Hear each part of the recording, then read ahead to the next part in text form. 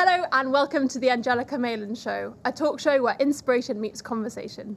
On this season, I'm talking to some incredible experts, entrepreneurs and authors about simple ideas to help us feel better, thrive at work and find more purpose in our day-to-day lives.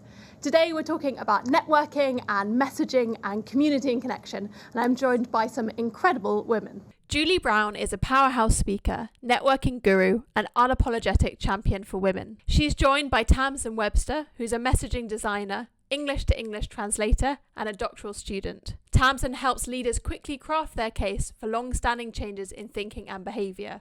She's the author of 2 books, Find Your Red Thread and Say What They Can't Unhear. Also joining us is Ashley Kirsner, who is the founder of Skip the Small Talk, a social impact startup focused on combating loneliness through in-person events. The events are based on her research at Cornell University, the Harvard Business School and the University of Miami, and have been featured in Forbes, the New York Times, the Boston Globe, and many more. Thank you so much for joining me, everyone. Thanks for having us. You're all very underqualified. Yes. That's you could actually try harder. I'm very disappointed. Yes. I tell myself that all the time. Yeah. You could work much harder. So I start every show asking my guests the same question, which is, can you tell me about a conversation that changed your life in some way? Because I think conversations are so powerful, and I always love to hear about something that's impacted my guests. Tams, perhaps you could start. Tell me about something. Sure. I think mine is actually quite recent, where I was having a conversation with a woman who was another founder. She had exited several, both successfully and not, other organizations. And as a founder, she and I struck up a conversation, and she said something really that affected me so deeply. She said, well, when you're a founder, when you're a solopreneur, you're really wearing at least 2 hats, owner and CEO. And sometimes you have to back up as the owner and see whether or not the CEO is actually the right one. Mm-hmm. And it was in that moment where I realized that I was not the right CEO for this kind of latest project that I had started. So, so that was traumatic in the moment, but it actually has, like the comfort and the calmness that settled in after I said, you know what, I'm really not the right person to run this, but I know the right people who are. Some tough love, but it had. Yeah. Love that. Interesting. Julie, tell me. So my conversation is the reason why I'm a professional speaker. There's a woman in my network who asked me to give a keynote on networking, and I said no, which I still can't believe 10 years later I said no. And she came back to me and she said, you are the best networker I've ever met in my life. I need you to teach people how to do it.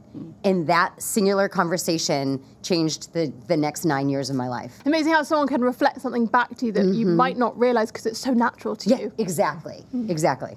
I love that.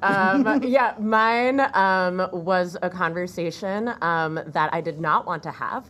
I was actually at an event that I generally would host, but someone else was hosting it. It's called Skip the Small Talk, and it's basically you talk one-on-one with people for like 10 minutes at a time, and we encourage people to be a little more vulnerable. We give them question prompts, but someone else was hosting, so I was getting to experience it, and I had a conversation with someone, and I saw that someone didn't have a partner, and I was sort of rolling my eyes because I was making a lot of judgments about him off the bat. He was wearing a baseball cap with like a team that I knew nothing about, couldn't even tell you what sport it was. And I was just like, ugh, we are gonna have nothing in common. I don't wanna have this 10-minute long conversation with him.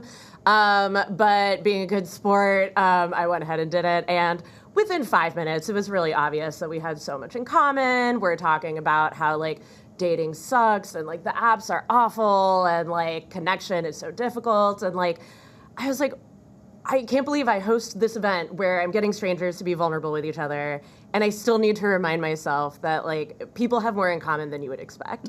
And so it was really a sort of like bonk on the head for me that like, right, of course, like why do we make assumptions of people so quickly? I thought she was going to say she married him. And he's my husband. No, fast forward, readers. Yeah. No, But not quite. a good reminder that your format works. Yeah. Thank you all so much for sharing. Julie, I'm going to start with you. I want to hear a little bit about your approach to networking, because I think so many people think networking and it's like, oh, icky, it makes us clam up, it feels like a chore. Yeah. What's your secret to making meaningful connections, but it doesn't feel so transactional and icky? Well, I don't try to make it transactional to go with. We've been taught that networking is this quid pro quo, like you scratch my back, I scratch yours. Like I'm not going to need something at the same exact time that you need something. It's never going to be exactly in the same moment. So I build relationships knowing that I'm building equity in that relationship. Like, and when I need something, that person will be there for me. Now, another thing about having fun is we are what we repeatedly do. And we are never going to repeatedly do something if we aren't having fun with it. So why not turn an activity that could be boring or awkward and find the joy in it, find the fun in it? We as adults, it becomes harder and harder to make friends as we get older, and networking is a natural way to make friends if we do it in a fun way. And are we going into networking events with the intention of making friends first, and if it happens to be kind of useful professionally, that's a plus, but we're not going in with a really clear like professional guideline? I'm not saying you shouldn't have goals for events. If anybody has read The Art of Gathering, we should always have a reason for why we're spending our time in a room. We should have a goal for being in that room. But that goal could be, I'm going to meet 2 really interesting people tonight, and then I'm going to have a plan to further that relationship. It doesn't have to be, I'm going to meet my next client, I'm going to meet the person who's going to hire me. You should have a goal, but that goal could be simply, I'm going to meet 2 really interesting people and see where that goes. Yeah, not putting like too much pressure on it. Tamsen, what's your feeling towards networking? How have you built out your network? So I am an avowed introvert, well, situational extrovert, as I like to say. And so networking for me is, I love actually what both of you have said so far, because the thing that has become most comfortable for me is to seek to go into any environment like that just to learn. Because I always feel like somebody's got something that's going to be interesting, and I'm never really going to know where the next interesting piece of information is going to come from. And I feel like if I were to embody myself in an animal, it would be like a magpie. I love to like collect interesting things and then figure out what I can build with them. And people are one of the best sources for that. Yeah. So I kind of go in just curious, like where am I going to learn something today? And that's actually been a way that has kept it aligned with who I am and what I care about, makes it fun, and often actually I end up finding places that I have unexpected things in common with people. I love that kind of fluid approach of just being like, I will see where this will take me, and then I think it takes some of the scare factor away as well of attending events and having too fixed a mindset about what you might achieve from it. Ashley, you've built this amazing business, Skip the Small Talk. Tell me a little bit about it, and perhaps like a question or an approach that you've found helps people open up more deeply. Yeah, so Skip the Small Talk, basically we host these 2-hour-long events where we put a bunch of strangers in the same room and give them question prompts that help them be a little more vulnerable with each other. And then they switch off, get to talk to a bunch of different people. But we also encourage, it's all through the framing of being a little more mindful in your conversations, challenging yourself to be a little more vulnerable than you might otherwise.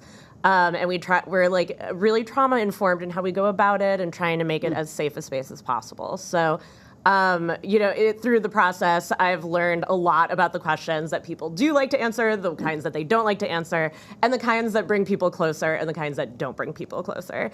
And those are not necessarily what you would expect. So, I've found that one approach to questions that I like a lot is I've started focusing more on questions about internal states. So not things that you would know just by looking at a person, not just facts about someone, but people's thoughts, people's opinions, people's beliefs, people's feelings. Once those are coming out, there's a lot more to connect on. And also it just the mere practice of being vulnerable and sharing things that someone wouldn't otherwise get to see really brings people closer. So, for instance, when I've gone from, back in the day, if someone asked me where I was from, I would just sort of answer factually and say, oh, I'm from Miami, end of sentence, where now I add a little more internal states. So, oh, I was in Miami and I didn't quite fit in because I was a big old nerd and everyone there was a little more, I was in a group of friends who was a little more image focused, so it wasn't quite the culture for me. I'm much happier in Boston. Now there's so many hooks for someone to glob onto. Someone now knows so much more about me. And it gives us a lot more opportunity to connect.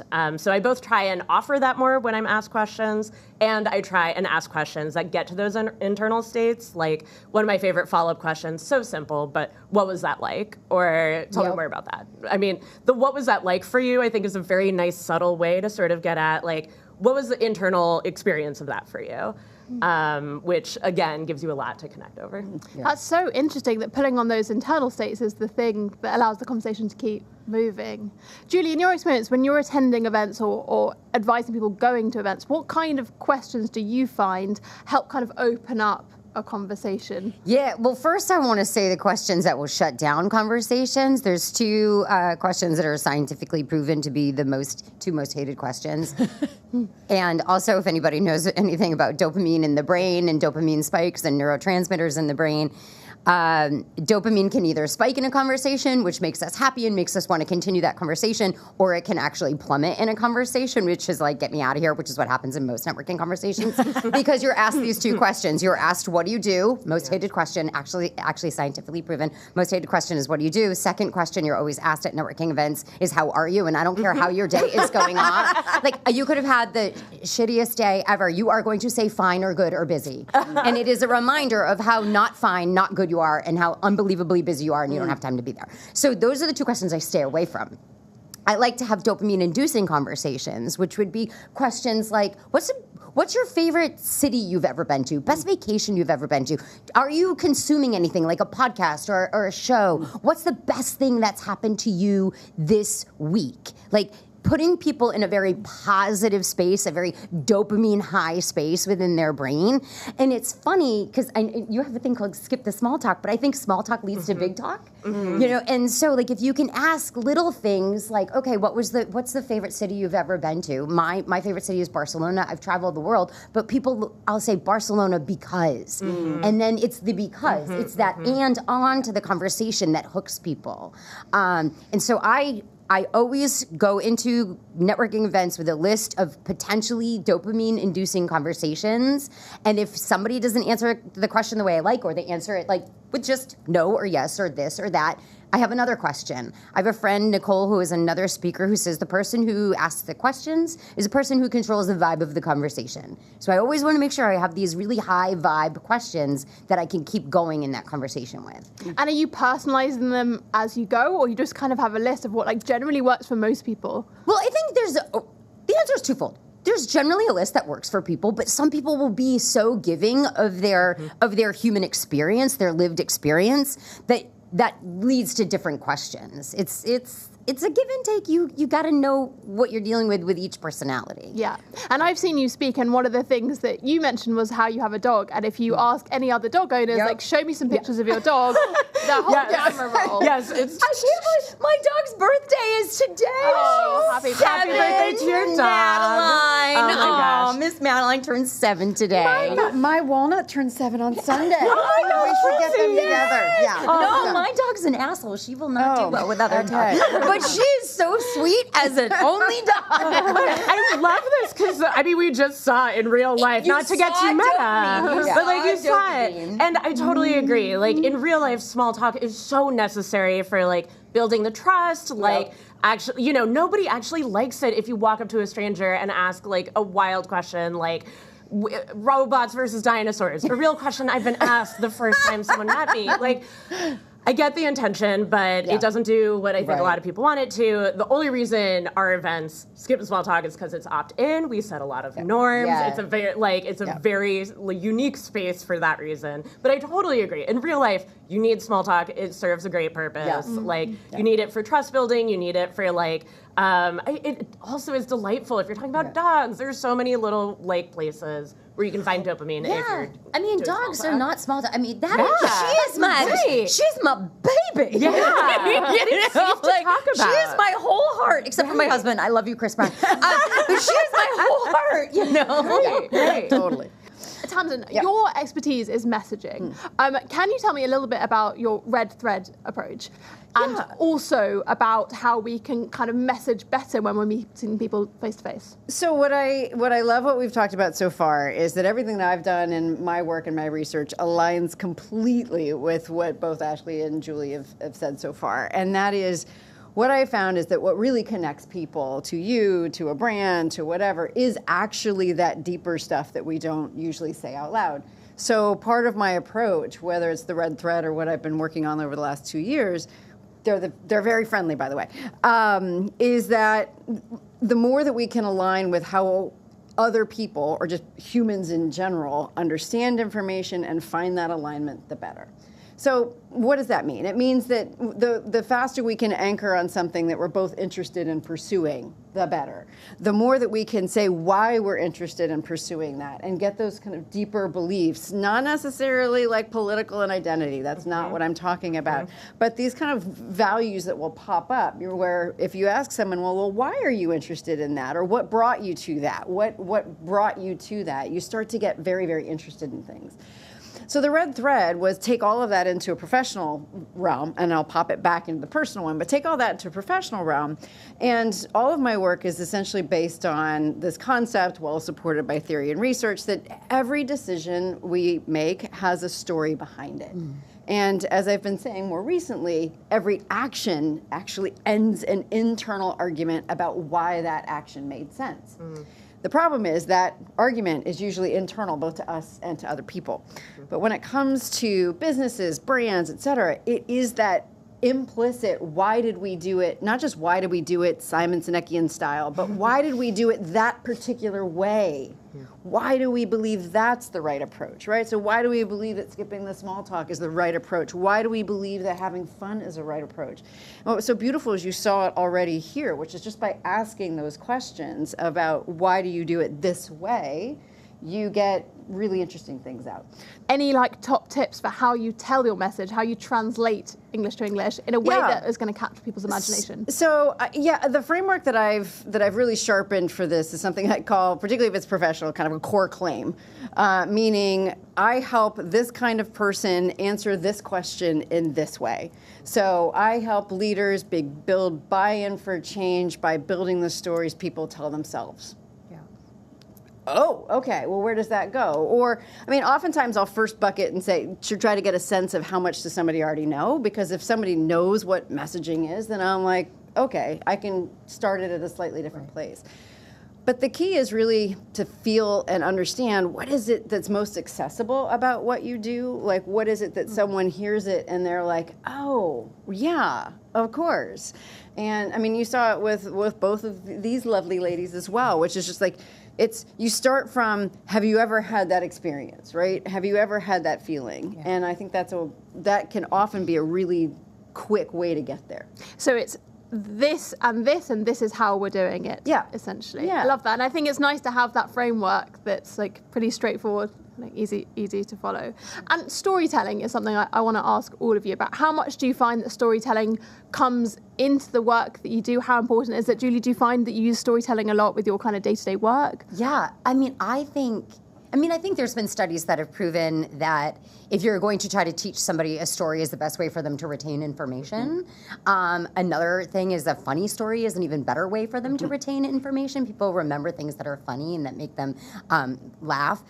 I think in our daily lives, whatever we do, whatever problems we solve for our clients, there are things that happen every single day that if we knew how to tell a story about it, we could teach people how to do it. We could have people get buy-in to the things that we want if we knew how to tell a story about it and why that story is important. It's not just telling stories from the stages, which we all, are adept at as speakers.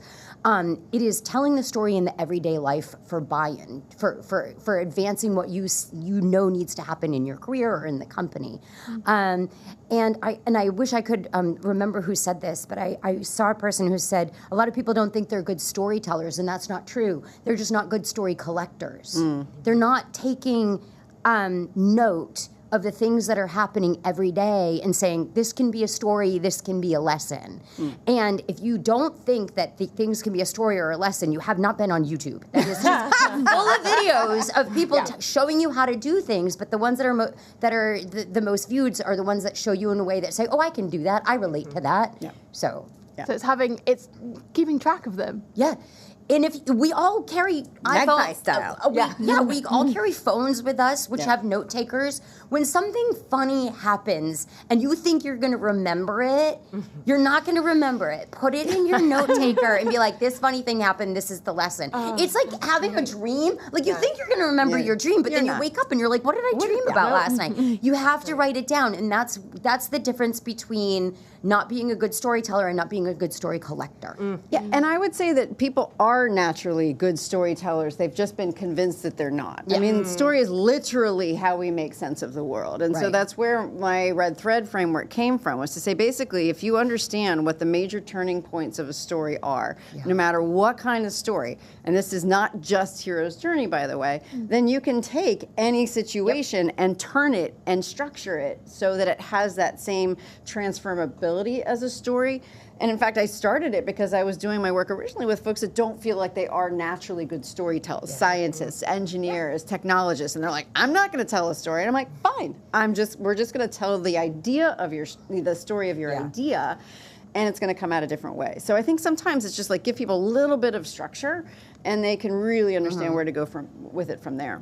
Do you think men don't think they're bad storytellers? Because I feel like whenever I've been like bored to tears by a story, it's always from an old man. But I think like women are like somehow made to think that they're not good storytellers.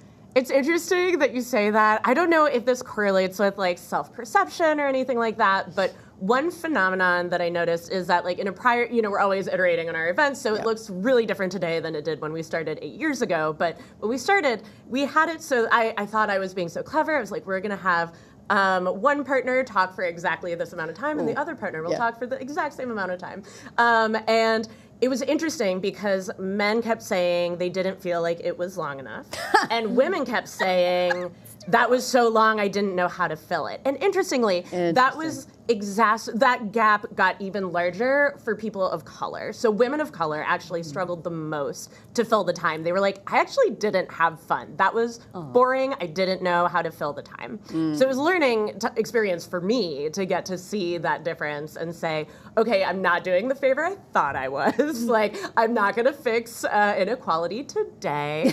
But we can meet people where they're at and sort of give them tools to like, go slightly out of their comfort zone, whatever that looks like for them. Yeah. So we took a little different approach. But yeah, there is at least some anecdotal data to support that. Wow, that's so funny. Actually, your business is also built, to kind of resolve the problem of loneliness. How big is the problem of loneliness in the US? Yeah, it's being called an epidemic, appropriately so. And it's, it's been kind of a relief for me to see this actually being talked about and actually being referred to in the scope that I see it in, because I sort of came to it through, I was volunteering at a suicide hotline. And I mean, the way I started Skip the Small Talk was that I was volunteering at a suicide hotline. And I was noticing that regardless of what people were calling in about, that they didn't feel comfortable talking about what was going on in their lives, whatever was going on in their lives. They weren't comfortable talking about that like edgier stuff with their loved ones. So it wasn't that people didn't have loved ones. Even the agoraphobic guy who I talked to every day, like even he had like a rabbi who cared about him and like a next door neighbor who checked on him. So it wasn't an issue of not having people, it was just not knowing how to be vulnerable with these people. And when I would ask them, so like, have you told anyone in your life about this? They would say, oh no. And then I would say, okay, well, if the roles were reversed, would you want them to tell you about it? Yeah. And invariably, everyone said, oh, well, of course. Like, oh, I see.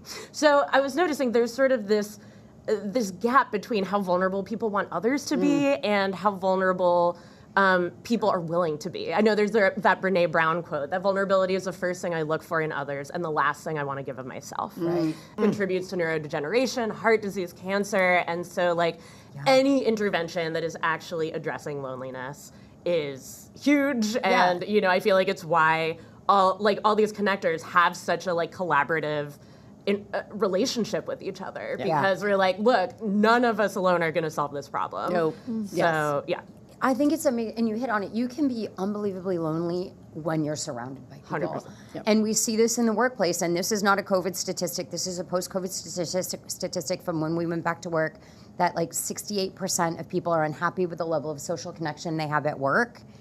And that is adding to, that is costing companies a lot of money. It's costing them in attrition of their employees. They're not being able to retain their employees. Their productivity is lower. Their team building activities are lower. Their problem solving is lower, because when you are not socially connected inside the office, you're not building trust. And trust is the main factor for team building and being able to solve problems, because you are not going to put out wild ideas about change or problem solving if you don't have the trust, if you don't feel like you have the trust to be able to say that. It's a huge problem within our companies. You can be surrounded by people and be epically lonely. And I don't know if there are studies that show that our peak age of creating friendships is 25.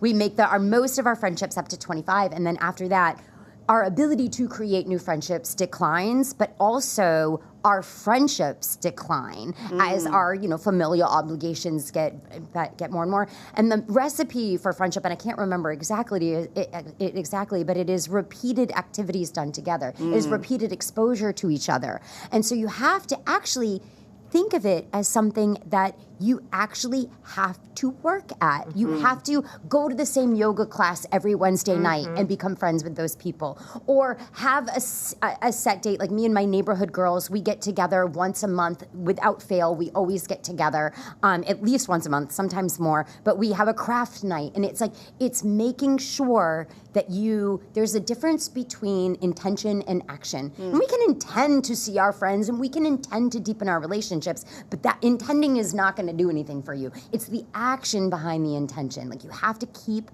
doing those actions no matter how busy we get in our lives, because there have been a tremendous amount of studies that show that when we are older, our rate of loneliness is only going to get worse because we lose our social networks as we get older.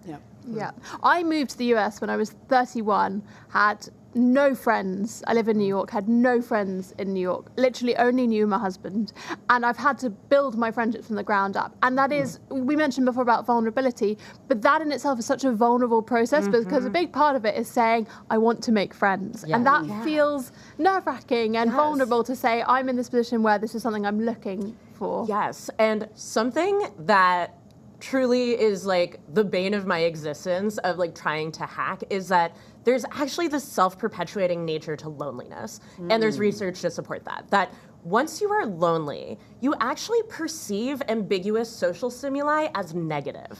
And so the example I give is, let's say you're feeling totally socially fulfilled, you're living your best life, you're at a bar, and you see somebody look at you and look away. You might create a narrative there that says, oh, that person is just checking out the room and they just happen to catch my eye. Or, oh, that person thinks I'm cute, like I'm gonna go up to them. Or that person thinks I'm cute, maybe I won't go up to them. But like, you create these narratives that are either neutral or positive. But if you're feeling lonely, your brain actually becomes more protective of you, so it actually is likelier to see that as negative. You'll see someone look at you and look away and think, oh my gosh, they must not want to talk to me, they must have thought I'm ugly, they probably looked away because X, Y, Z. And so just your focus and the storytelling you do for yourself becomes so much more difficult. And then, as you can imagine, it becomes so much more difficult to go to yoga every week, to go to church every week. So, the question is, how do you, there's actually a study and by John Cacioppo, or Cacioppo, I believe, who is like the loneliness guy. And he was basically studying all these different interventions for loneliness. Does it work to just put a bunch of people in the room and hope for the best? Does it work to do matchmake people? What can we do? And he found that the single most effective thing he could do was actually change people's cognitions and just teach them, like, look, when you're lonely, you're gonna see the world as worse and more dangerous. So like, just so you know, the world is not actually like that. And I think especially since the pandemic, we all are a little out of practice. Like, my friends lovingly refer to me as clinically extroverted. And even I, like, coming out, like my first networking event after the pandemic, I was like, what do I do with my hands? Oh my gosh, does that person, they looked at me and looked away. Oh wait, I'm doing the thing. So no one's immune to it. I think we're all like still finding our way with this new social landscape. And I think that just like being aware that, like, you know, I've seen this too in just my guests, like the self-criticism, the self-judgment has gotten so much worse as we've dipped our toes back into socializing since the pandemic. So found one thing that you can pretty much count on with everybody, you know, and this is true across neurodivergences and everything else, which is everybody wants to be seen as smart, capable, and good. Yes. They want to be seen that way. They may not believe it for themselves, but they want to be seen that way. So the more that we can start from that presumption ourselves, I am starting from the assumption that the person I'm talking to is already smart, capable, and good. So that even if I don't understand what they're doing, I'm saying to myself, well, why would a smart, capable, good person do that? Right. Because again, all of a sudden it makes me go, oh, now I see why that might make sense to them. But I think that, like, just from that perspective of, like, how do we start from this presumption, start from of what we would want ourselves, like the people that we're talking to, and I think this is true in a networking standpoint, it's true whether you're talking about how do you message yourself for an audience, it's just like, these are smart, capable, good people. Let me start there. And I will promise you that will change just about everything about how you engage in community. Julie, I have a question for you. Something I've seen you post and share about is one of your networking tips is eating alone. Like when you go to you've been to an event and perhaps you're flying in the day before and you've sat at a bar and you've met someone. Can you tell me a little bit about that? Because personally, I find that terrifying and will often choose to DoorDash to my hotel room. So I always say, if you, and we as speakers, what people don't understand about speaking is an epically lonely profession. You are in front of thousands of people for an hour, and then the rest of your time you are in your hotel by yourself, you're on the plane by yourself, you're eating by yourself. And I always say that your life is always made better by small, I call them single-serving friends. And I love that. So I will sit if a bar is completely open, I will sit right next to the person that is sitting at the bar, and they will look at me like, girl, there's like 47 seats open. And I'm like, yes, but you're the only one sitting here. And I will always talk to strangers because I think single-serving conversations, single-serving friends are so fulfilling, but they don't always end up being single-serving friends. My husband, I met sitting at a bar. We've been married for 20 years. There's the husband story. There's the husband story. But also we're old enough, because I'm almost 52, we're old enough that we met before Match and all of that. Like, there wasn't a way to meet online. You went to the bar and you met your husband, okay? Or you got to put it through on a blind date. Some of my best friends that I've ever made, I made sitting next to at a bar. Some of my best business connections where I sat down to eat lunch and I sat at the bar and I had conversations. Because most people, if they're there at the bar, they're lonely too. They're traveling for business by themselves or whatever. And single-serving friendships are wonderful, and single-serving friendships are you share, you exchange ideas and information, and you're like, that was great, and nothing happens. Not every single interaction has to turn into a long-term friendship, but some of them do, and they're really wonderful when they do. Yeah. When we talked about loneliness earlier, I think one of the solutions to loneliness is having a sense of community and belonging. You all run your own businesses, but have you found a way to kind of grow a community around your work? Yeah, I think peer community. Yeah, absolutely. And I think it's, I am definitely, I forget the name of the research right off the top of my head, but there's a woman who talks about there's kind of like 3 different styles of friend making. And so I'm definitely somebody who has like little offshoots of like little groups, right? Clusters. And little clusters. Yeah, they're clusters. And so, but that's part of where kind of understanding like where those things are and understanding what are the deeper drivers for folks are actually really helpful for me. And the older I get, the more of them I collect, magpie style. But also saying because it's, so I've got a bunch of speaker friends, and within the speaker friends, right, then there's groups that are trying to like, okay, can we change the dialogue in the public sphere? And then I've got like my classmates at school, and we're trying to do a different thing.